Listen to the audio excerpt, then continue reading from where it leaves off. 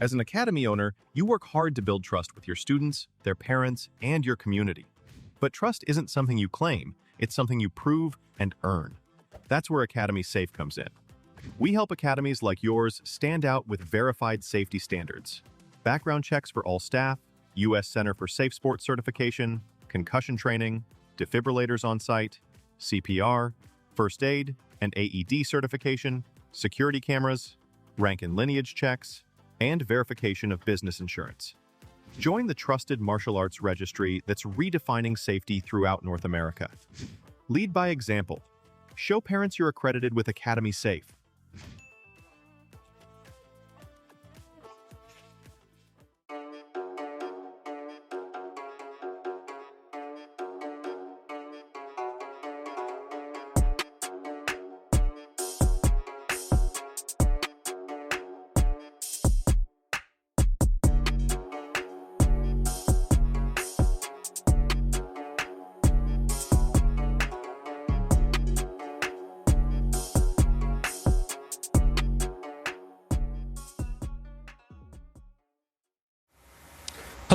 Hello, and welcome to My Empty Hands, a podcast about the martial arts, typically focused on Kenpo, but we give love to all the martial arts around here. I am Reggie Darden, and I'm excited to be speaking with Mr. Hawkins here, Mr. James Hawkins, and we're going to learn about his journey in Kenpo and in the martial arts, and kind of where it all started, and whatever other rat holes that we get onto, we'll do that as well. I usually start things off by just giving a little bit of my background. I currently train in multiple martial arts at this point. American Kenpo, Capoeira, Hapkido, Brazilian Jiu-Jitsu, Muay Thai, and I also have some experience in Taekwondo and boxing. So I stay busy with the job and the podcast and every other little thing that catches my eye. I stay busy. So that's my story, and I'm sticking to it. So we're going to turn things over to our guest here. So tell us, where did Kenpo find you? Where did the martial arts find you? Where did it all start? And we'll just kind of take it from there. All right. So I'm from Baltimore, Maryland, and Kenpo found me. It's funny that you put it that way, because Kenpo really did find me. I did martial arts since I was a kid, but when I was a teenager, I would go outside in front of the apartment that I lived in, and I would just kind of do my thing in the front yard of the apartment complex. And across the courtyard from where I lived, there was a guy that would come out on his balcony every so often to just kind of like watch what I was up to. He never said anything. And then one day he went back into his apartment. He came across the street and he's like, "Hey, kid, what you doing?" And I told him, I said, I've got a background, a bit of Kung Fu, a bit of Taekwondo, and I just like to come outside and practice. And he asked if I'd ever heard of Kenpo, and I told him I had from the, of course, back then everyone heard about it from the Just Beavis movie, The Perfect Weapon. So I was like, yeah, I saw The Perfect Weapon. I thought that was cool, but I didn't know anything else about Kenpo beyond that movie. So he kind of showed me a couple things, and I was like, oh, that's pretty cool stuff. And he said, yeah, I think you would fit in our school. You gotta come see my instructor. And I was like, oh, okay, cool. Give me the address and I'll go by. And he said, no, we can just take a ride and go there now. It's not that far from here. So I was like, okay. So jumped to a stranger's car, and then we we drive down the road to at the time the school was called Frederick's Kenpo Karate. Jim Frederick and I went in there and watched the class and sat there. And then Mr. Frederick came over and talked to me. Turns out the guy that had run into me, a guy named Jimmy Pasoris, he was one of Mr. Frederick's longtime black belts. So he brought me in there. I talked to Mr. Jim Frederick, talked to a couple of his other black belts that were there, got introduced to some of the students that were there, including one of them who would become a lifelong friend of mine. I'm sure we'll talk about him a bit later on. And then I, went back home to my dad and I said, hey, this is this thing I really want to do. And, my dad never really supported my martial arts training up to that point. So I had to sell it to him. So I was like, hey, look, I'm in school now, getting ready to, I was at what year was that? This is my freshman year of college. And I'm like, look, I'm not doing anything else other than going to school. My grades are great. I'm on a full scholarship. I've done everything you ever asked me to do. Haven't really asked you for anything. I really want you to pay my tuition for this. And, after selling it to him for, what felt like an eternity, my dad finally agreed to say, okay, I'll pay for these lessons for you to go do this thing, with the agreement that it cannot interfere with your school. So if any of my grades dropped in the slightest, he was going to, I'm cutting the funding. I'm pulling you out of this thing. And thankfully, it never got to that point. So. There we go. Very nice. So yeah, I can definitely relate in my history. I've always been interested in the martial arts, and I begged my father for let's see, I guess it took 14 years, 15 years to sell him on the idea of allowing me to start training, and yeah, I didn't get to that until finally got the green light. Although I kind of pre-gamed quite a bit before that with a friend of mine who started. We both saw the perfect weapon and was like, oh yeah, we got to do that. So started with that. In your story though, I want to rewind it back a little bit. So before getting into Kenpo, you did have some other martial arts training. How did that get started? So the way that got started was we had a gentleman in the neighborhood I grew up in. It's funny, you grow up in Baltimore. There's a lot of little places that people teach martial arts here and there. There's some big schools that everyone knows about, and then there are other smaller schools that no one knows about. They're just neighborhood schools. So there was a gentleman named Mr. Evans who ran a school in the neighborhood, and like I said, my family wasn't terribly supportive, so I had to find creative ways to get away for a bit and go take some lessons here and there. The classic way for me to get out of it was to tell my grandmother I was going to go visit my aunt around the corner.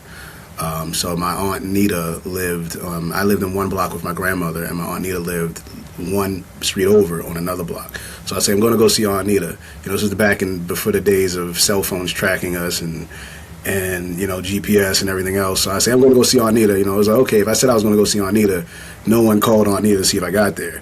So I was able to sneak away every so often for an hour here, an hour there to go take some lessons. And then eventually I would have to go to Aunt Nita's just so I can close that loop and say, yeah, I was there. Then there were times where I would go to school and then come home from school and, the bus took a little long for me to get home.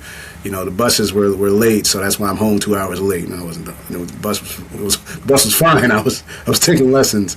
But this guy was very generous with his time and taught a lot of neighborhood kids, free of charge. So that's how I got started in martial arts. And then, unfortunately, he passed away in my teen years, and then I just kind of didn't have anything else to go to and do.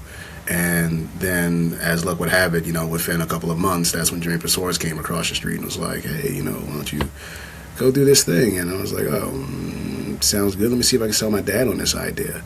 But yeah, I stuck with that first school for, when I lived in the city, and then eventually I moved into Towson, which is a county north of Baltimore City. But I still would frequently go into we would call it going into town, is what my dad would say, are you going into town? But I would always, I lived in Towson, but I didn't spend any time there. When I wake up, I would go catch the bus or get a ride with a friend, and I'm going to Baltimore City where I'm from. I never really felt at home there.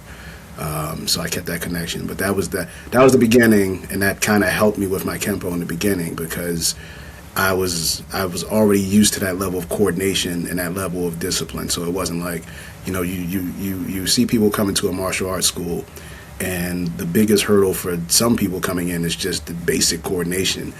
Can you stand on one leg long enough to do a kick? Can you keep track of which way is left and which way is right? Can you move your arms a certain way? And I was pretty much well acclimated to that, so I kind of progressed very rapidly through Kenpo initially, and that became a point of controversy if you want to go down that you want to go down that line of this interview or not.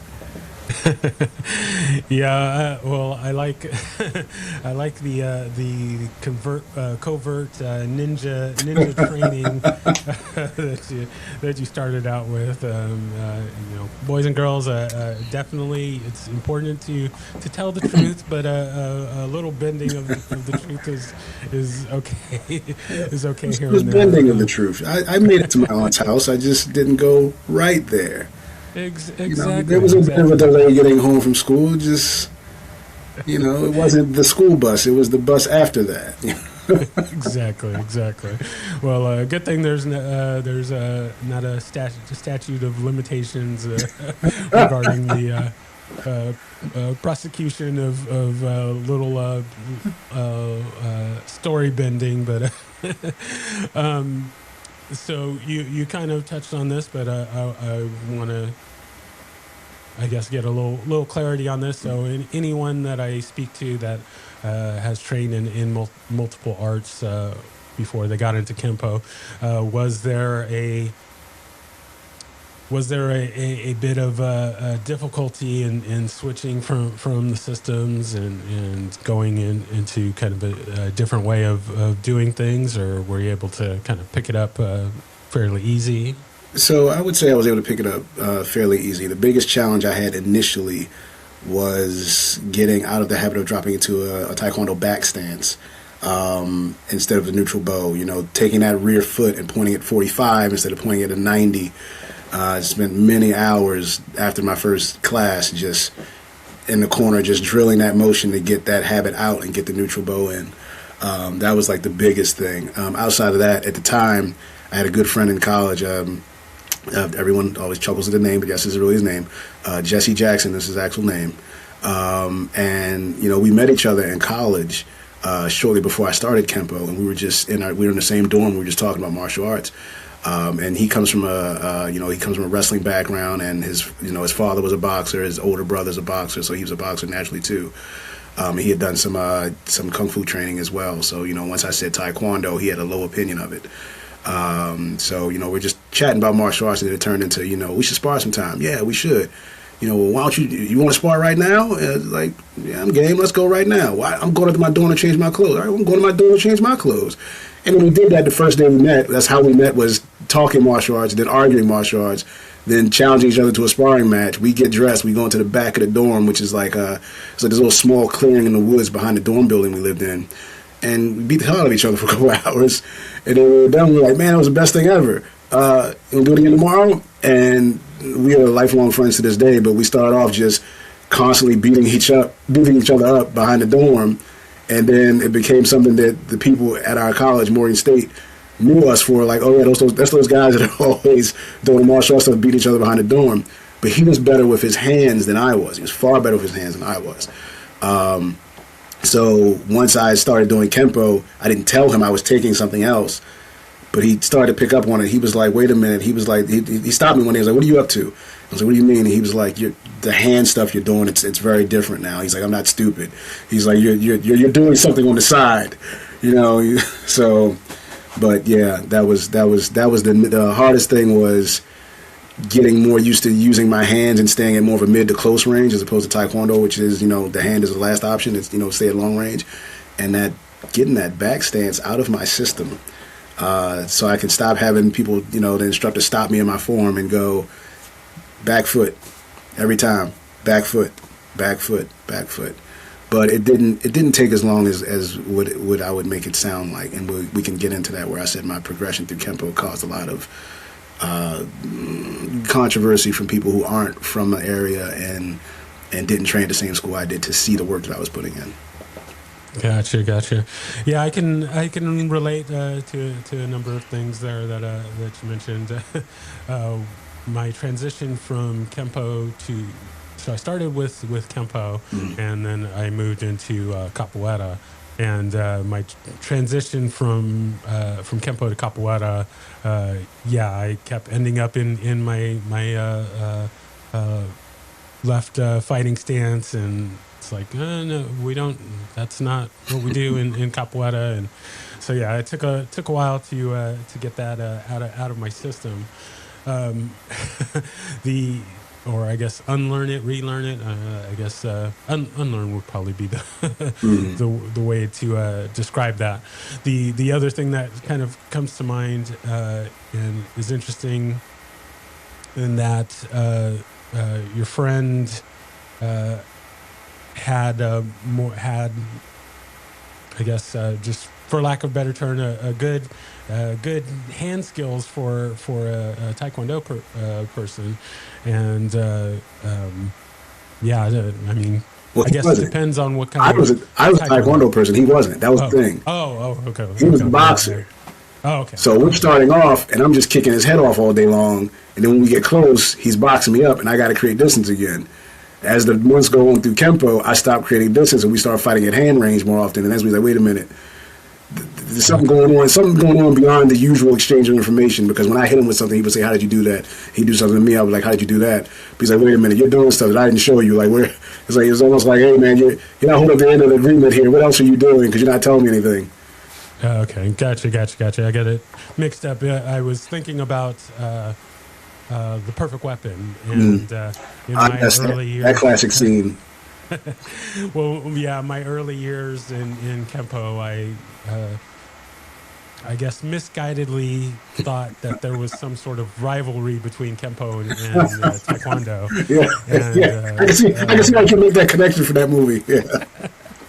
So, well, I mean, it got fed a little bit at my Kenpo school. Every now and then we'd have, well, one thing is so my first teacher, he was, even though he was strictly just doing Kenpo, he taught I guess he shared a space with a Taekwondo teacher, and so I guess a lot of that kind of osmosis happened there. And so as Kenpo schools go, we were much better kickers than I guess your typical Kenpo school was. So we had that, and then from time to time we would have Taekwondo people come into our school and come to our sparring classes and whatnot, and that was kind of all our thing. Is like, oh, like we're gonna show these Taekwondo guys, what's up. And so yeah, there was quite a few of those battles back in the day. Not exactly the blood and guts era of karate going on, but we were definitely getting very close to that and shooting for that a little bit. Well, it's funny. We had a number of Taekwondo black belts in our Kenpo school who either were black belts in Kenpo at the time I got there, or ultimately earned their black belts in Kenpo at the time I was there. So there was, I'm just going to rattle off some names here. It was Raphael White and Jeff Striegel. These were guys that had their Taekwondo black belts already before when they got there. I was a Taekwondo black belt by the time I got there. Frank Raspa, Taekwondo black belt, Tony Benny. There was another guy named Tony, the guy named Dwayne. It was like it was weird how many Taekwondo black belts we had in the room who were like, okay, it's like everyone had the same connection at some point independently of each other. Hey, I got this foot thing down. I got to get these hands to go with these feet now. So it wasn't as much of a Taekwondo rivalry in our school, just because, when the time came to spar, the guys who had the dual experience were the ones that were kind of cleaning most of the clocks in the school. So. Exactly. Like it. Nice. So I will let you decide how deep that we want to get into this, but I mean, we've got to. I try and stay away from controversy, but let's go ahead and touch on this controversy regarding your I guess progress through the ranks. And yeah, I mean, we'll don't want to get too much into the rat hole, but of course there's it's fine. Always it's water under a well-worn bridge at this point. So this is circa 2006, so 20 years ago. We used to have these two internet forums that a lot of Kenpo discussion took place on. There was Kenpo Talk and Kenpo Net, and I just started to spend some time on there discussing Kenpo. Initially, it was just because of my love of the art. I just wanted to talk about it with more people. I couldn't get enough of it. I was always watching videos, reading the books, anything I could get my hands on, anyone I could talk to. I was like Kenpo evangelist. But there's a lot of there was like a social hierarchy already in place. So there was the senior guys, so to speak, that everyone listened to, and then no one kind of listened to anybody else. So I realized early on that having conversations with people and saying things that they agree with, no one engages you in conversation. No one talks to you. If you just say something they agree with, they read it from wherever they are and go, oh, that's nice, and they move on. But if you say something that they don't agree with, or even worse, you say something that they do agree with, but in a way that they don't like that you said it, now people engage with you because they have to try and either prove you wrong or put you in your place and say you're not being as respectful as we want you to be in this space. So I was doing a lot of that at the time. I was doing a lot of things that really try and rub people the wrong way just to get them to talk. So I would say things like, you guys are all doing the same thing. None of you guys are really thinking about your Kenpo. You guys aren't thinking outside the box. I would sign off on all my forum posts. I'm from outside the box, Maryland. Like I was really leaning into that character to the point where some guys thought like that this guy really thinks this stuff. I was fortunate enough to meet some of them later in life, years later, like Mr. Angelo Collado over in California. I was able to meet them and kind of like smooth things over. Like, no, it was just an act just to get people to engage with me in conversation. Because otherwise, you've got this Kenpo kid in Baltimore. You're not going to talk to me. You don't know who I am. But at the time, people go, well, how long have you been training? I started Kenpo in 98. By 2000, I'm a black belt. I'm like, how'd you get a black belt that quickly? And it wasn't just the black belt, it was the other belts. So the school I initially started in, some schools will have you have a competency requirement, and then you also have a time and grade requirement. My school did not have a time and grade requirement. Mr. Jim did not care about your time and grade in the slightest. Could you perform the material up to the standard that he set? Could you talk about it the way you're supposed to? And since everyone in the school taught, can you convey that information to someone else? That was something that was kind of, I realized later on that was a bit controversial. Like some people go to a martial arts school and the structure there is the instructors who work there teach and no one else does. Mr. Jim's school was, once you learned up to, we'll say orange belt, if a yellow belt comes in the room, you might be, or a white belt comes in the room, you might be an orange belt that goes, okay, you got them today. You work your material with them, but you got to teach it to them. So everyone in the room got experience of doing the material and learning from someone and teaching someone else. But I flew through the belt ranks very quickly in the first couple of months. So I started Kenpo on August 20th of 98. I think August 22nd, I got my yellow belt, which already threw up a red flag. Like, I just got to get a yellow belt in 2 days. September 9 was orange belt. September 22nd or somewhere around there was purple belt. So that's a month and 3 belts down. So from the outside in, if you don't know what's going on, it's, this guy goes to a belt mill. He can't possibly know what he's doing. He can't possibly be doing the material. Someone's taking advantage of him. Like I explained to everyone, the thing was that the school was open for 6 hours a day. And there was no, at that time, there was no beginner class, intermediate class, advanced class. You come in during your time. It was you come in at any time of the day between 3 and 9 and you stay as long as you want. You train as long as you want. So those years I was there, Monday through Friday from 3 to 9, you didn't come in that school and not see me there training. Saturdays from 12 to 4, you did not come in that school and not see me there training. I was the only things I had going was Kenpo karate and my schoolwork. I didn't do anything else at the time. So I was just fully immersed in it all the time. Every hour the school was open, I'm there. I'm in class and the teacher's talking about biology and I'm like, yeah, I've covered this unit already. Oh man, what's this form we were working on last night? Oh, what's this move here? Okay, what's this principle I'm working on? I'm sitting there with my physics textbook in my hand, up like this, like I'm following along. But I got, infinite insights inside the book that I'm actually reading like, yeah, it's great. Yeah, circles and stuff. Yeah. So there was a lot of that going on early on. But again, you tell people about that after the fact that aren't there. They're like, oh, how could you possibly do this? And like I would tell them at the time, some of them more rudely than others, I would say, well, how many hours did you spend per week when you train? You go to class 3 times a week. You go to class for an hour each time, maybe 2. Okay, so you did 6 hours this week. I did 6 hours Monday. Then I did 6 hours Tuesday. And I did 6 hours Wednesday, 6 hours Thursday, 6 hours Friday, 4 hours Saturday. So by the time my first month is up doing this, the amount of hours I'm spending in the class are far pacing the amount of hours you're putting into this in the class, let alone the time I'm spending outside of the class. Because after class on Saturdays, as my brothers would tell you, hey man, you want to go hang out? And nope. Got to read these manuals. Got to get this in my head. Got to go practice his form again. Got to practice his technique again. Got to take it apart, put it back together. This is A, B, and C. Okay, I got to figure out all the different ways I can put this together. I was constantly in it. So yeah, that caused a bit of a controversy.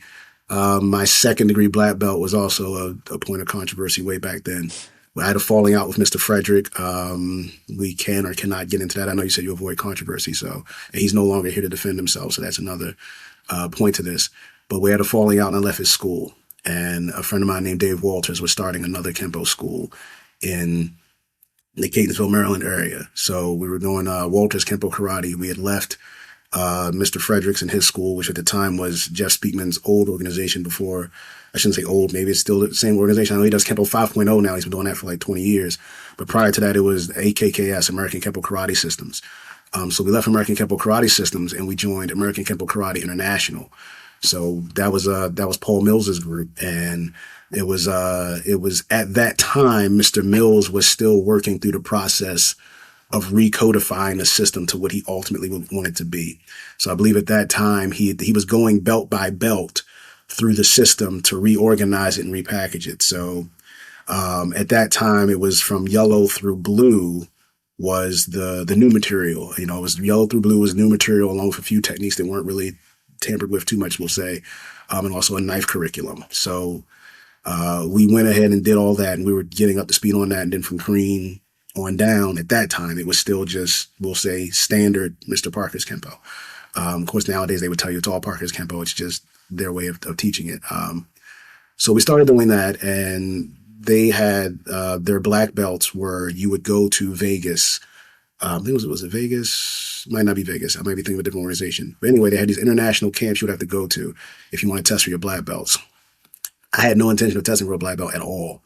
I was just there I got my first degree black belt. As far as I was concerned, I was done. I didn't need any more tips. I just want to practice the things I got now. That's all I want to do is practice the things I got. I've always kind of been that way. I get a black belt, cool. Now just let me just play with, I got the toys, let me play the toys. But we go to Mr. Bruce Smith's school, who we were training under, and he had 3 other guys he was doing kind of a pre-test for their black belts before he takes them to the international camp. So since they had odd numbers, Bruce says, James, get out there and go, give them a body so you can have 4 people on the floor to do the test. So I volunteer, okay, sure. Yes, sir. I do whatever you tell me. So I go out there, I do the test. I start off just throwing the attacks so they can do the techniques on me, and then I kind of fall off. And he's like, no.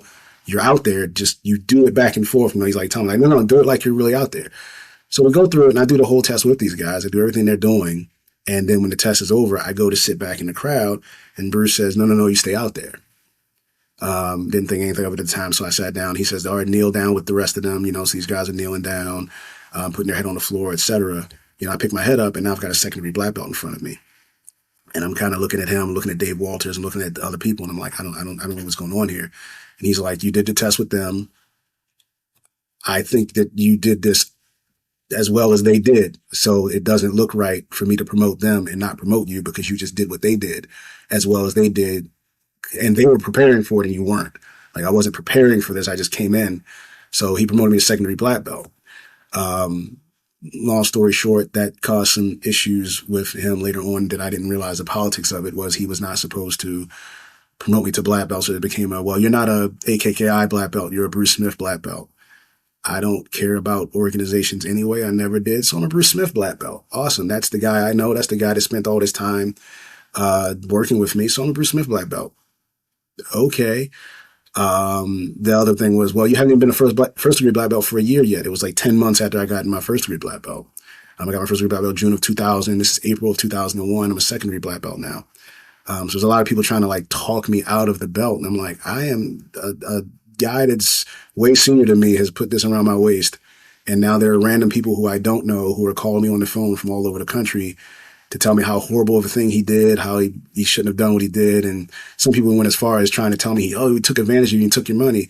And that's where I kind of had to draw the line in the concrete, not even in the sand. Now I got to stop all of you because he never took a penny from me. He never charged me for a lesson. He didn't charge me for a test. There was never an exchange of anything beyond information. The man was extremely generous to me, never did anything wrong. So anyone apologizing on his behalf immediately had me put a wall up whoa, wait a minute, you're apologizing for things that never happened. So after that point, the next times I ever got promoted, I never talked about it. I didn't say who I was training with. I didn't say who promoted me. I've never explained who promoted me at that point because it became such an issue, not just for me, but for the people who were training me. I said, these are people who are spending their time to impart knowledge to me. And now, what do the kids say these days? They're catching strays. They're catching strays for it. So now I don't even talk about it. They're like, who gives you your fourth degree black belt? Nobody. I just decided to strap it on myself. Can I move or can I not? Can I teach it or can I not? Am I good enough to do this or am I not? If I am good enough and you think I'm good enough, then that's all there is. If you think I'm not good enough, then let's stop talking about it and let's Let's do a proper exchange, and we'll see if I can convince you the old-fashioned way. But beyond that, the whole what's your lineage and who you train with, and I just pulled myself completely out of that conversation. Who trained you? Nobody. Who promoted you? Nobody. The funny thing is that Mr. Jim, before he passed, he knew who promoted me, but he, because I was promoted to third and fourth outside of his school, but Mr. Jim had a real issue with his black belts leaving to go get promoted somewhere else. So maybe it was just me, because I don't know if anybody else went through that. When I came back to help out at his school again, I ran into two surprise retests for my third degree and my fourth degree. So I have a third degree certificate from him. And then fourth degree tried to give me another one. I said, I don't even want any more certificates in the house. It's just, don't keep it because I'm just going to throw it away. They don't carry any weight. I don't like, if you could see behind me, everything behind me is video game related. I don't have any of my certificates in frames and on walls. They're sitting in a cedar box in the other room in my basement somewhere. Like I want the knowledge, the skill, and the experience and the camaraderie of working with people. So yeah, that was a controversy, was how fast I was moving through the system and how fast I was getting promoted, but it was never something I was asking for. So there we go. Long-winded story. Mm-hmm. Gotcha. No, that's I like that. I find it very interesting, and I'm going to have to.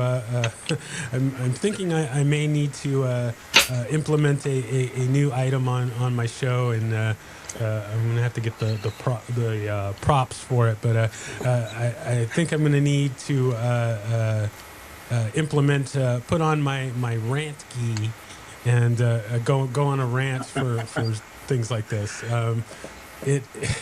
It really, I'm really shocked and disappointed at adults. I never would have, when I started Kenpo, I never would have imagined being witness to so much silliness for red stripes on a belt or a certificate. I mean, or, just like you said, oh, well, you've gotten this belt in this amount of time or that amount of time. It's like, if you can perform at the standards that are set by your teacher, if he wants to promote you every day, if that's his standard, then so be it. Like, who cares if it's, at least from my point of view, who cares if you get if you can do the work, if you can perform at the standards that are required of you, then it doesn't matter. And I get, you could argue the time and rank and that sort of thing, but it's like, well, there are people out there that have been at a certain rank for X amount of years, but they're not training or anything. But when they get to that, when they hit that point, does that mean that they get to get promoted, that they get that next stripe? If you have two people, one person, let's say it's 5 years to get to that next rank, and one person has spent that 5 years doing nothing, and the other person spent a year, but they were working every day, all day, 12 hours a day, every single day for 1 year. I feel like that person that's been doing it 1 year is just as deserving, if not more deserving, than someone that has been doing nothing for 5 years. And it just, still at the end of the day, I just can't believe how grown adults are so upset over stripes on a belt. When you mentioned Brazilian Jiu-Jitsu, you said you'd study that as well. So it's very interesting to compare the way not the two arts themselves, but the way the cultures and the camps are in Brazilian Jiu-Jitsu versus Kenpo. I think one of the issues with Kenpo is that by the nature of it being a self-defense focused martial art, and a lot of things that we do in Kenpo, I'm sure a lot of reality-based self-defense guys and the Brazilian Jiu-Jitsu guys, anybody that's in those camps that are going to listen to this, they go, oh, here this comes again. But it's true to an extent that there are certain things that you can do in practice of self-defense that you really can't do on your training partners at full power and full velocity because they're injurious by nature. I mean, even jiu-jitsu in and of itself, we pull our submissions slowly to the point where we give someone time to concede and tap. Whereas in reality, if I'm in the street and I'm pulling an armbar on somebody, guess what? I'm not pulling that armbar to the point of do you quit. I'm blowing through that armbar like I'm trying to take your arm home. But since Kenpo is non-competitive for the most part, it's easy for people to fall into these pitfalls of arguing things that don't matter. Oh, this guy got promoted faster than this guy. Who the cares? Those are the only things that come up when you can have an argument that has nothing to do with actual skill. And if you watch a lot of Kenpo sparring, for instance, that's why I love what the 5.0 guys do, because they're like way outside that spectrum. But you watch a lot of standard Kenpo sparring. We have all these fancy techniques that we do. We have these arm manipulations and eye gouges and chops and all things we do to the body and elbows. But the way our structuring is sparred is structured, it looks like bad kickboxing. So you do all the techniques, you get in your technique line, you line up and everybody comes and attacks you, and you do delayed sword, and everybody attacks you, you do 5 swords, and everybody attacks you, and you go do, Mr. Plants was milking the mongoose, you do all these crazy techniques, and then you put on your gloves and your headgear and you get out there and it's bad kickboxing again. Everything you see in the technique line, the way the sparring is typically structured, no one does any of it. It's just two people going back and forth, throwing back fists and side kicks. And that's not every school. So there's going to be some schools out there that are going to be offended here and there. Oh, we don't do that. I didn't say everybody does it, but there's a lot of schools that's what it devolves to. Whereas in something like a Brazilian Jiu-Jitsu, at the end of every class, you spar with other people using the exact same stuff you just worked on. And therefore, when you get promoted, no one in the room really feels any type of way about it, because they get to see your actual skill in applying it every day. And then a lot of schools are competition focused, so they promote you based on how well you do against other people. So everyone else gets to see how good you are at this. Case in point, last night the UFC had a BJJ event on television. That was last night Friday, Thursday, 2 nights ago. There's a young lady on there, Cassia Mora. She's the reigning UFC, I think, bantamweight women's champion in their Brazilian Jiu-Jitsu organization. She went from blue belt to black belt in Brazilian Jiu-Jitsu in a year. Blue belt to black belt in BJJ in a year. In Kenpo, people would be throwing a fit about that. But in Brazilian Jiu-Jitsu, people would throw a fit about that. But the way their art is structured, she has to go out there and compete against other people that are other black belts. So she's out there smoking them. No one can argue now. Whereas in Kenpo, we don't get to that point. Like everyone that has ever had an issue, out of all the people all the years who have ever said they had an issue with my rank and my promotions and this and that, and wanted to have those silly nonsense arguments that mean absolutely nothing to anybody that really has any wits about them. Only 2 guys have ever taken the challenge of, come find me and we will settle this the old-fashioned way. And those 2 guys don't talk about me anymore, because we settled it as men, and they know who's who in the zoo, as some people would say. They know who's who in the zoo now.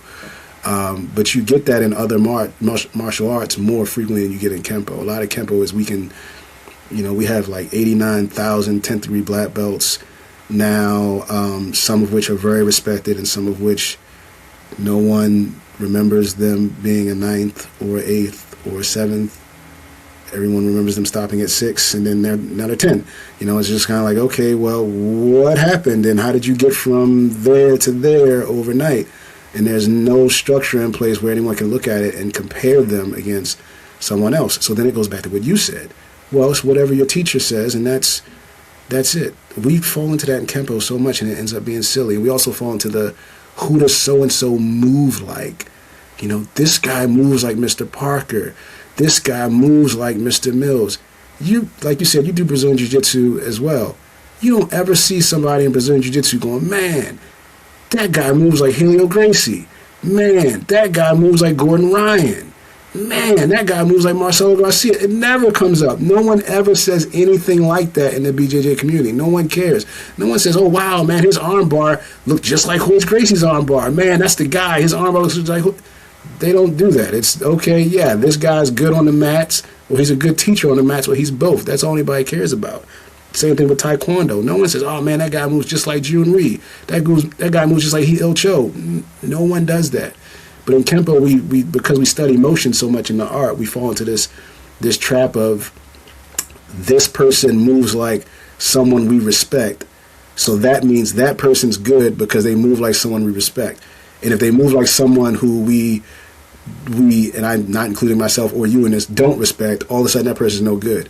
I saw someone saying something the other day about one of the instructors from the Boston event. And that guy has been training with the same instructor for almost his whole life. And he moves very similar to the instructor he trained under. But this one person I'm using as an anecdote doesn't particularly care for that person's style of Kenpo. So it became this guy's no good because he looks like that guy when he moves. That doesn't happen in any actual martial art that's a bit more battle tested than what Kenpo has started to become, where we have guys with really high ranks on their belts teaching self-defense who've never been in any kind of live fire situation where they have to actually use it, either personally or professionally, or people that have never had to spar outside their little circle. And this is where this comes from. This I'm going to talk about these other things that ultimately don't matter. It really doesn't, because no one cares what belt you are when it really counts. No one cares. Exactly. Just because the belt colors show doesn't mean that you know. I mean, that's a very, very true statement. And you mentioned something that I hadn't really thought about until now that makes a lot of sense. In that, with the testing, we go through our techniques and our freestyle and our katas and all that stuff like that, and then we kind of, quote unquote, we kind of dumb it down, and you got it. And then, like you said, it kind of turns into bad kickboxing as soon as you start sparring. And it's not that that's a bad thing for the test, but it is hard for this art for us to go full blast if you were to compare it to like Brazilian Jiu-Jitsu. I mean, you said it yourself. After every Jiu-Jitsu class, you're doing the real thing. I mean, yep. I know at our school, we do our warm-ups, we get the instruction of whatever move that we're working on. Mm-hmm. Then we do the practical, I guess I'm not using the right term, but we do the practical drill where we have some sort of quote-unquote game to where we're working the move for the day. Mm-hmm. And then once we do a couple of rounds of that, then we jump right into it's time to scrap. Roll. It's time to scrap. You do the full thing. And I mean, yes, Brazilian Jiu-Jitsu lends itself to being able to do that because we're not, elbowing each other and re-stomping the groin and that sort of thing. But I wish that Kenpo could adopt a little bit more of the way that they do it in Brazilian Jiu-Jitsu or the way they do it in Capoeira. In that, so just taking my Jiu-Jitsu school for example, like we don't do tests. Yeah, I was either. And the coaches say that it's every day you're getting tested. Yep. Because every day the professors are watching you and seeing how you're working and how you're doing things and how much you're training and how much do you show up?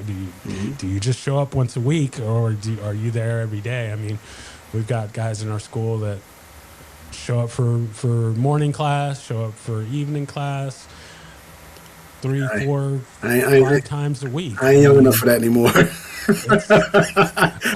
I see the guys doing the morning class and then they come for evening class and then they're there the next time for morning and evening. I can't. My body can't keep up with that anymore. No, I'm right there with you. I thought I could hang when I started. I was getting about 3 times a week, in addition to also doing the other arts that I do. I don't know how I pulled it off. Now, not so much. I try and get at least a couple of times a week in the jiu-jitsu, and then it's the same with my Hapkido and Kenpo. But it's a lot to do. But kind of getting back to the kind of testing part of it, and the promotion part of it in Brazilian Jiu-Jitsu. When you get to those black belt ranks, in addition to having the time in rank, you don't get another stripe if you're not putting in the work, if you're not teaching, if you're not constantly on the mats. Yeah, you may have been 2-stripe black belt for 10 years, but if you have not, if you're not out there giving it back, consistently putting in the work, no one's going to give you that next one. But the funny thing about theirs is, so in our art, depending on which, it always varies by lineage and chart structure. There are some schools that do the 32 technique per belt system. There are some that do 24. There's some that do 16. Then you got some schools that have have their own techniques at this point. Most prominently, it would be like Paul Mills's group, may he rest, and Jess Peetman's group. And there are other groups too. I'm just picking those two off the top of my head. But once you get to black belt, it's not the end of the tests. The second degree, there's more material. The third degree, there's more material. If you're in one of the 16 technique systems, fourth and fifth black, it's like they've taken this material that used to go to third black, and then they just stretch it all the way to fifth and sixth to give you more things to learn. Whereas like in Brazilian Jiu-Jitsu, once you get that black belt, you're kind of left to your own devices to focus on the things you want to focus on, and your learning continues under your own direction. The only requirement at that point is keep giving back and let the time pass. And as long as you're doing that, you're going to get promoted. So you're going to get promoted 3 years, 3 years, 3 years, then 5 years, 5 years, then 7, 7, then 9, 9. Like, you're going to get promoted at those cadences, and everyone knows it. There's none of this, you got to come in and learn the ending to new techniques. And I fell into that pitfall when I was younger, and now I'm a little older, like I was explaining at this Boston event that we just came from. I've had my Kenpo black belt for 26 years now. It's, when I was going through the ranks, I wanted to learn those extensions. Everyone wants to learn those extensions, because you tell people that black belt is where the real learning begins, and then you have more material that you learn at black belt. You inadvertently give people the implication that the real learning is the real material at black belt. So you have people that think that these extensions that's the system. It's the good stuff is in the extensions. And then after I learned all of them, I'm like, this is just the same exact material from the previous belt levels, reconfigured in different orders, some of which was just to force you to do something on the left side that you had previously only done on the right side, or to force you to do something in front of the body that you had previously only done behind the body. And once you understand that that's what they really do, the excitement and the mystique for the extensions, at least for me, it just dies. It's just, I can do this stuff forwards and backwards, in front and behind, on the left and the right, in my own time. I don't need a structured plan to do that. But you still have people that are like, the extensions are where the information really is. And that's kind of a pitfall that several other arts don't fall into. And I know it's starting to sound like I'm really dumping on Kenpo. And I guess in a sense I am to a degree. I don't agree with some of our misconceptions of our own art that we allow to proliferate through the art. Like, the bulk of the material is in the later part of the system. No, like I just, one of the instructors from the recent event, he mentioned how a lot of this material and stuff that you think is new, he gave us a breakdown, and it was really masterful. He gave us a breakdown of how much you can get out of short one. Just short form one that people learn, and you learn to step back and create distance and get a solid base, and front hand blocks and backhand does an elbow, and you learn directional harmony and rotation and everything else, and then, move on to the new thing. And he's like, no, you can actually use this form to work on so many other things. And all of our material is like that, but a lot of places don't work it to that degree, and I see that when I go visit other schools. I keep a low profile, so there are jokes that I put videos up again, and they're like, "Oh, you're back." I'm like, "I never left. I just stopped putting stuff out in the open. I just went back to being James Hawkins. Who's that guy? No one knows him. I'm just doing my own thing with my own little group of guys. But like, I think Kenpo can borrow from the way Brazilian Jiu-Jitsu is structured, in the sense that even when they say jujitsu is full speed sparring, it's really not, because when you get down to that very last bit, when you finally got that hold in place, you don't go full speed. You stop, you slow down, and you give your partner time to tap. But sometimes in that moment where you're slowing down, your partner has time that they ordinarily wouldn't have to still get out of it because you didn't just rip it.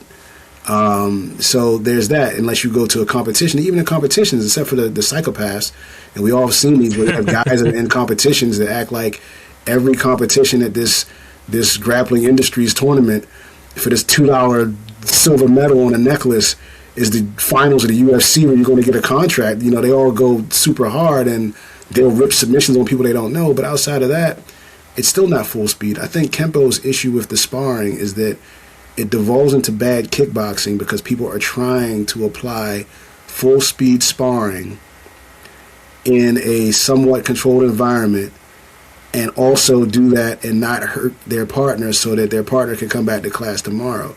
I think people need to do more quarter speed or half speed sparring where they have time to actually work on the actual technical aspects and work on the perception. So one of the things we talk about is the different speeds in Kenpo. There's your physical speed, there's your speed of perception, how fast can you recognize what the threat is, and then how fast can you pick the proper response to that threat. And that's the order is you got to recognize the threat first, then pick the response, and then actually do the response. That's the 3 speeds. But once we do full speed sparring, most people never get out of the back fist, side kick, reverse punch, and that's it. You don't allow people to kick to the legs and do low line kicking. I know some schools don't do it for insurance purposes. But once you throw that out, well, a lot of the stuff we do in Kenpo is low line kicking. But when sparring, we don't allow it. We do lots of arm traps and hand traps and joint manipulations on the arms and shoulders to throw people to the ground. But again, once you start sparring, a lot of schools don't allow it. So you practice these pieces, and then when you get to your live practice, you can't use any of it. So people don't develop the actual skill to utilize and actualize the techniques that they've learned in the art to be able to apply the art. And then that circles into arguments of, I don't think your belt's worth anything because you got it from this guy and I got mine from this guy instead, and my guy has the real knowledge and your guy doesn't. Yeah, it's no one cares. Yeah, exactly. Yeah, it's a mess. It always makes me think of so there's this the movie The Foot Fist Way, and if you're not familiar with it, about a Taekwondo teacher and kind of his struggles through going through the school and whatnot, and he's got not a great relationship with his wife and all these different things. But at one point in the movie, he is getting to an argument with his wife, and he's talking about, oh, well, I'm a 8th degree black belt. You know, I'm a professor. And she's like, not like at a college. You're a Taekwondo teacher. Like, that's all well and good, but outside of a Taekwondo school, it means nothing. There's a known character in our own little Kenpo circle who does this. And there's some people who are going to watch this and they're going to laugh that I bring it up. I am not naming any names.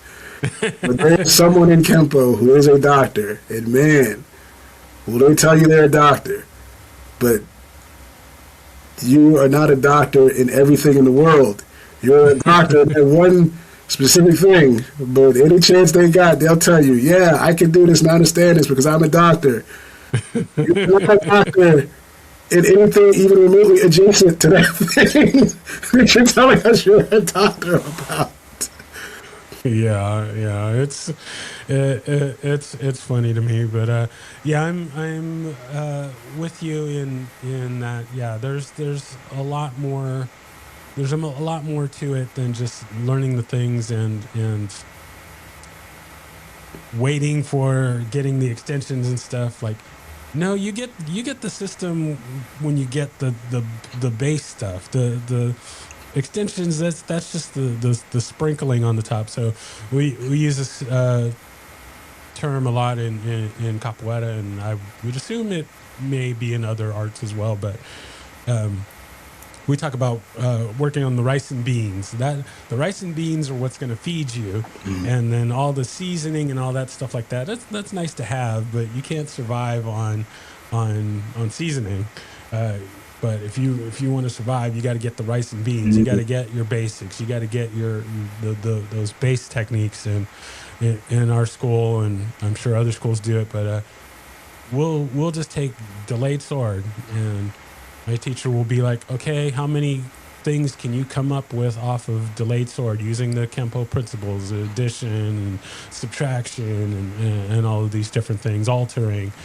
And, we'll kind of start thinking, oh, okay, yeah, maybe I can come up with like 10 techniques or, 15 techniques. And he's like, no, there's no limit to how many stuff you can come up with. Just take just the yellow belt material, and you can go for years off of just that. Mm-hmm.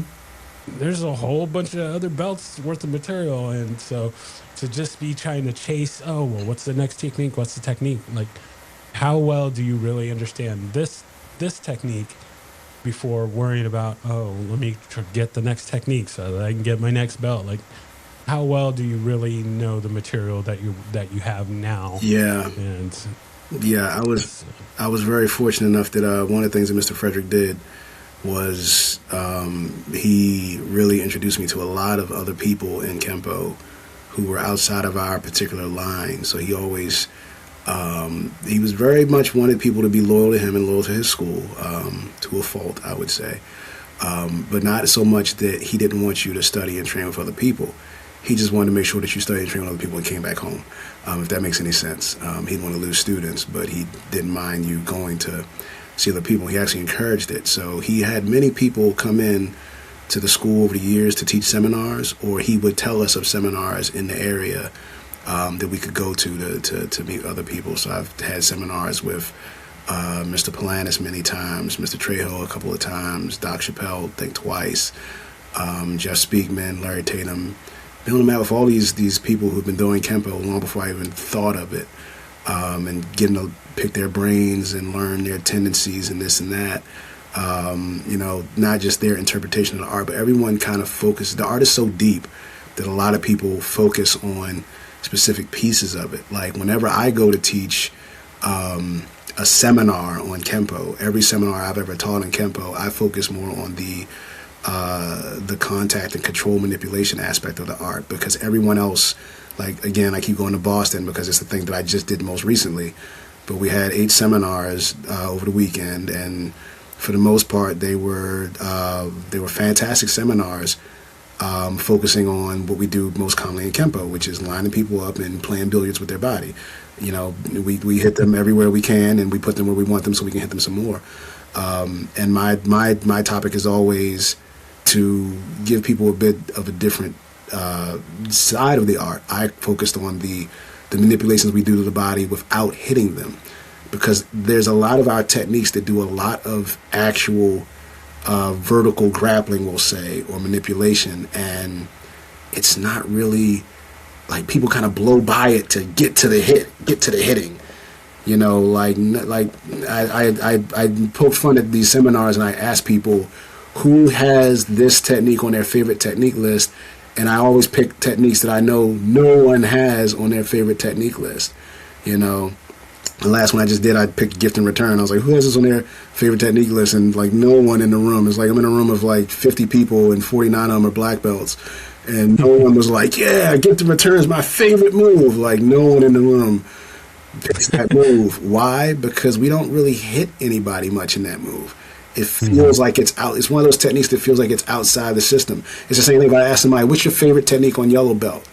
No one is going to say grasp of death or the pincher, depending on which school you go to or what it's called. No one's going to pick that one. No one says, yeah, that's my favorite move. Like no one ever picks that one. It's always something like attacking mace or mace of aggression or alternate maces is one of the ones where we just hit somebody. But going to these different seminars, I also was able to take a lot of private lessons with some of these instructors that weren't my private lessons. I would show up to the school to prepare for the day, knowing that we had this instructor coming in, so I would show up a little early to kind of help clean up and get things together. And Mr. Frederick would be having his private lesson with whoever the seminar instructor was. And if he saw me come in, he was always gracious enough to tell me, go hurry up, get dressed, get out here and take this private with me, get some information. And I remember one time we had Mr. Polanis come in, and Mr. Polanis says, he says that he called me, he's like, Jimmy, Jimmy, what do you want to work on today? And Mr. Jim said, I want to work on extensions, sir. And he said, okay, well, what extensions you want to work on? And he says, I want to work on the purple belt extensions. He says, I just want to go through all of purple belt and go through all the extensions. And Mr. Polanis says, he says to him, I think at the time Mr. Jim was a 6th degree black belt, and I think Mr. Polanis was probably a 8th at the time, 8th or 9th. And he says, and very matter of factly, he says, let's see if we can get through the base moves first. And I went,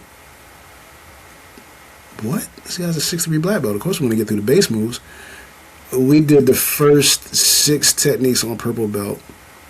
We did not sniff an extension because Mr. Polanis was not satisfied with what he was seeing just in the base moves. Like some of them, minor tweaks here and there that he wanted to get in there, and some of them he was pretty like, that is absolutely not the way you should be doing this technique. Someone has changed something over the years. That is not the way it should be taught.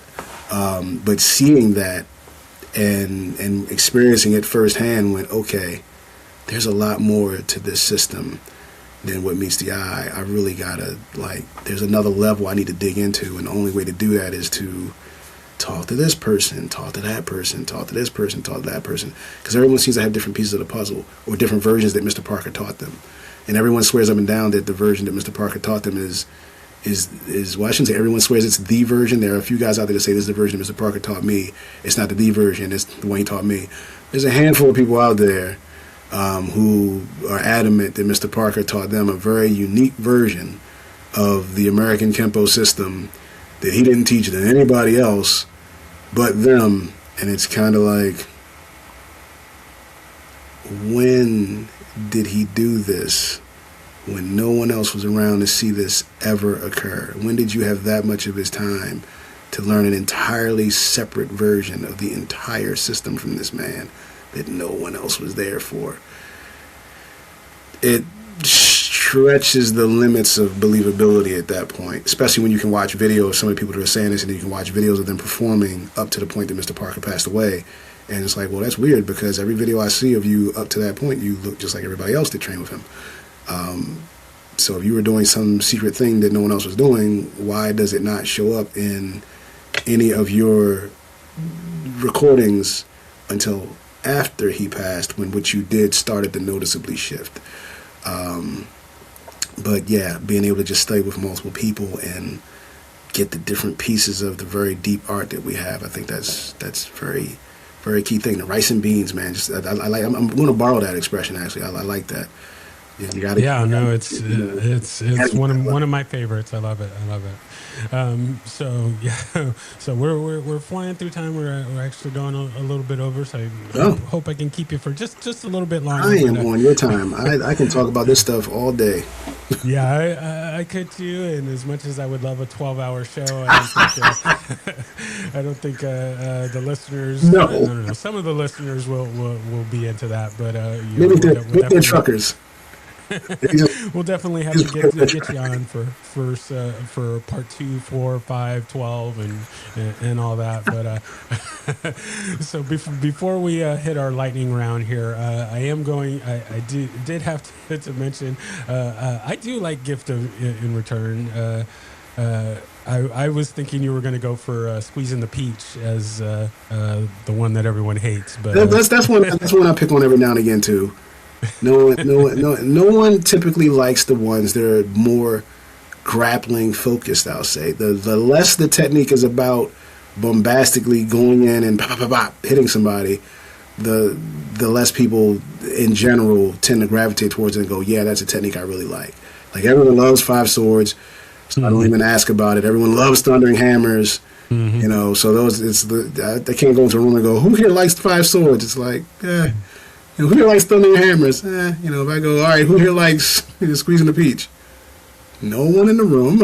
Yeah, no one likes squeezing peach, but yeah, some of those I like to call the Kenpo All Stars because I've seen them. So I started in a Tracy's version, and then moved to the Ed Parker version, and Five Swords was in both. Thundering Hammers was in both. Snapping Twigs was in both. So any of those that show up in each of the versions, those are my all stars, and yeah, usually those are the ones that everyone loves. So That's what I like about martial arts in general is I tend to tell people if you can find a solution that multiple arts have come up with, or particularly multiple arts that come in different parts of the world have come up with, there's a key concept or a key principle or a key technique there. If you see the same thing keep showing up in different places, different parts of the world, like when European and Western wrestling have come up with a solution, and then you see in Brazil they came up with the same thing independent of each other. You see in Japan they came up with the same thing. It's like, okay, these different parts of the world all came up with the same thing. There's some meat there. So when you see the same technique in this Kenpo, but you see it in Kung Fu, but you see it in Shotokan, and you see it in Taekwondo, it's like there's something there because everyone keeps going back to it. Yeah, that actually just reminded me. One of my previous guests, he's not a Kenpo practitioner, and we were talking, and somehow Five Swords came up, and he was like, "Oh, I know Five Swords." He's like, "I teach Five Swords." It's like, but you're not a Kenpo. I mean, not like we own the rights or anything to it, but it was just like, but you're not a Kenpo person. And he's like, oh, but it's a great technique. Like, why am I not going to teach it? So he's like, yeah, I teach Five Swords to my students, and it's like Taekwondo and stuff. So, yeah, good stuff. Good news travels fast. So I like that. All right, so we are going to move into our lightning round here. I got a few little questions here as we wrap up. So the first question being, do you have a favorite technique? Do I have a favorite technique? And why is it squeezing the peach? And why is it squeezing the peach? My actual favorite technique in the entire system is, believe it or not, delayed sword.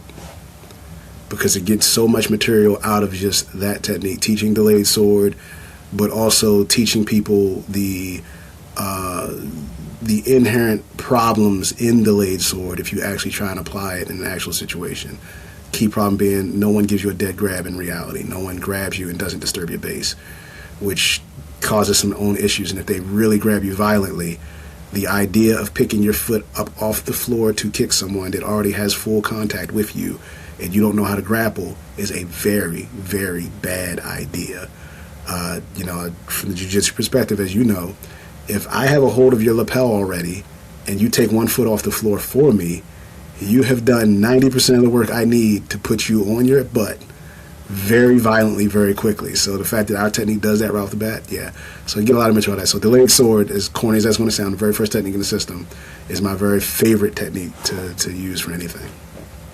No, I love it. It's perfect. And actually, at my last class that we were in, we were working delayed sword, and not just from the lapel grab, but from push and blocking on the outside, a punch blocking on the outside, a punch blocking on the inside. We're combining it with joint locks, and I mean, there's so many things that you can do with that technique. You take the ideal phase, and then you keep going. Exactly. I see a lot of places that don't. Yeah, no, I'm right there with you. Ideal phase, and that's it.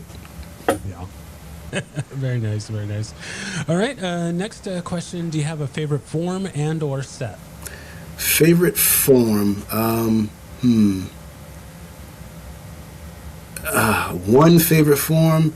It's very tough to say one favorite form because I like working on my forms. I'm not one of those guys that tries to throw the forms out. I like working them. My favorite form would either be Form 4 or Form 6.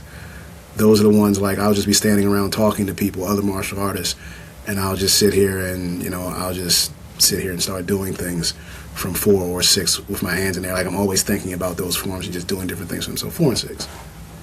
Ah, very nice, very nice. Yeah, those get a lot of love around here. So I'm not yet in the black belt levels. I don't have those yet. However, I was in a seminar a while back, and Sabora Chan was teaching 7, and I mean, it was great to get exposed to it, but kind of looking at him like. This is way above my pay grade. Is somebody gonna is somebody gonna come out and come and get me? And he's a good guy. I've had a good time every time I've been on the mat with him, and every time I've been in the same space with him. Sabor's a good guy. Oh yeah, and it's a pleasure to work with, and still working on getting him on the show. So oh really? You haven't gotten him here yet? Yeah, we just haven't been able to get it aligned. He agreed a long time ago, and we just haven't made their schedules work. But I'm working on him. Working on him. So okay. we'll get him on here. All right. Next question. Do you have a favorite weapon? A favorite weapon, as in an unnatural weapon or a natural weapon? Just anything you consider a weapon is fair game. I've had a myriad of different answers. So whatever you consider a weapon. My favorite weapon would have to be a technique, and not a Kenpo technique, but a piece of a technique. So if you watch any videos of me teaching anything, I continually go back to arm wrenches and arm drags. So that's my favorite weapon, is an arm wrench or an arm drag, because I can use it to do so many different things. I can set people up for getting hit a lot of times. I can use it for throwing people on their heads, or for kicking their legs out from under them and dropping them on their butts. I can throw people violently or non-violently with an arm drag or an arm wrench as a setup. So those two things together, that's my favorite quote-unquote weapon. Very nice, very nice. I like it. All right, next question. If there's anyone that you could train with, living or dead, fictional or non-fictional, besides Ed Parker, who would that be? Fictional or non-fictional? Okay, yeah. Well, I'll give anyone ever. It could be people you've already trained with. It could be. I'll give an answer to fictional and non-fictional. I'll give 2 answers. So fictionally, Kenshiro from Fist of North Star. That would be who I want to train with. Hokuto Shinken is unbeatable. That's nice. Fictional. Non-fictional, I have never managed to get on the mat with. There's a lot of BJJ instructors I never got on the mat with. The ones I would like to have gotten on the mat with at this point would be either a Hickson Gracie or Roy Harris. Those two are 2 people I would love to get on the mat with one day and just be able to kind of pick their brains. One, because of both of them extremely high levels of skill, but also the material I have of theirs and how they explain things and how they teach works for how I learn. And I feel like I would be able to really, really grow from just having a few minutes with them. Would really give me information I could use. No, very nice, very nice. I like it.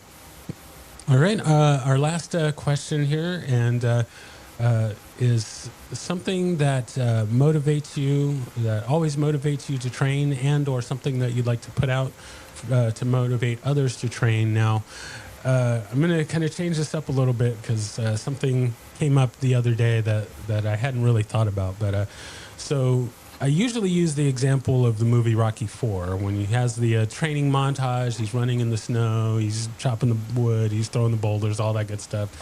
Anytime I watch that scene, I'm ready to hit the mats and get to training. But the wrinkle that came up the other day was that Rocky III, the training montage in Rocky III, he's actually training to fight. Versus Rocky IV, I mean, yeah, you're running, you're building up your cardio, you're building up your strength, throwing all these, things and whatnot, but he's not really training. Yeah. He's not actually training to fight. He's not really throwing any punches or anything. But Rocky III, he's hitting the bag, he's sparring. Yeah. And so that kind of messed my head up a little bit, but. As for right now, Rocky IV is still the one that montage gets me going. So, what is something like that always motivates you to train, or something that you would like to put out for others to motivate them to train? So the things that something that would get me in the right headspace to train is if I hear a song from the old Casino Royale James Bond movie from 2006. The opening song is "You Know My Name." That song really gets me amped up. I still listen to it daily. It always gets me motivated to go and do things. Arm yourself because no one else here will save you is a line from that song. And that's what I always think about my training is, I've got to train myself because when it really gets down to it, no one's going to defend me better than I am. As far as something that really motivates me to want to train outside of listening to a specific song, I am always motivated by the giving the arts back to someone else. And my mindset is I can't effectively give it back to anyone else if I'm not doing everything I can to be good at doing them and exceptional at teaching them. So I'm always focused on how well do I know these things to be able to convey them to someone else. Because being able to do them well enough to defend myself, that's one thing. Being able to convey the information to someone else and conveying it in a multitude of different ways you need to be able to get through to different types of people based on their personalities, their biases, and how they learn. That's kind of a thing that motivates me to look at things in a much deeper level, because knowing how to do something is like level one, but conveying it to other people so that they too can do it, it's so many levels above just you doing it on your own. Exactly. I like it. All right, so we are now at our very final piece of business for today, and that is the shameless self-promotion. So you can plug anything that you want, or if there's anything that we haven't covered that you wanted to say, you now have the floor, and then we will close out from there. All right, I don't really have anything much to self-promote. Anybody that wants to get a hold of me, I'm pretty easy to find on the social media. Kenpo Jiu-Jitsu 3 is kind of my handle everywhere. So you can find me on any socials like that. I do like to travel around and share the arts, particularly the art of Kenpo. I go where I'm asked to go. So like I mentioned the Boston event, I went there because someone reached out and said, hey, do you want to teach at this event? Absolutely, I would love to go there. I don't charge people to go and teach because it's something that I get pleasure out of. I'm not trying to make a living off of martial arts. I'm a high-level manager for Johns Hopkins. I make enough money doing that. Martial arts is my safe space. So if someone wants me to come out and teach a class at their school, give me a buzz. As long as you can make it so I'm not spending money, I'm not losing money to go do it. I will gladly lose the time, but I will not lose the money to do it. And that's it. All right. Excellent. Well, I thank you so much for taking the time to share your story, and hopefully we can get you back on to get to some of the things that I usually ask. But we got on our rat holes and stuff, and I got my rant gi ironed and pressed and ready to go. So that's all fine. But I just thank you for sharing your story, and we'll definitely have to do this again. I'm excited to get this together, and can't wait to share it out with the folks. And just once again, I can't thank you enough for being on. It was a real pleasure to get to talk to you, and we'll have to do this again real soon. All right, looking forward to part 2. Thanks again. It was good catching up. I know we had some challenges getting our schedules lined up too, but we made it happen. Right on. Well, thank you so much. All right.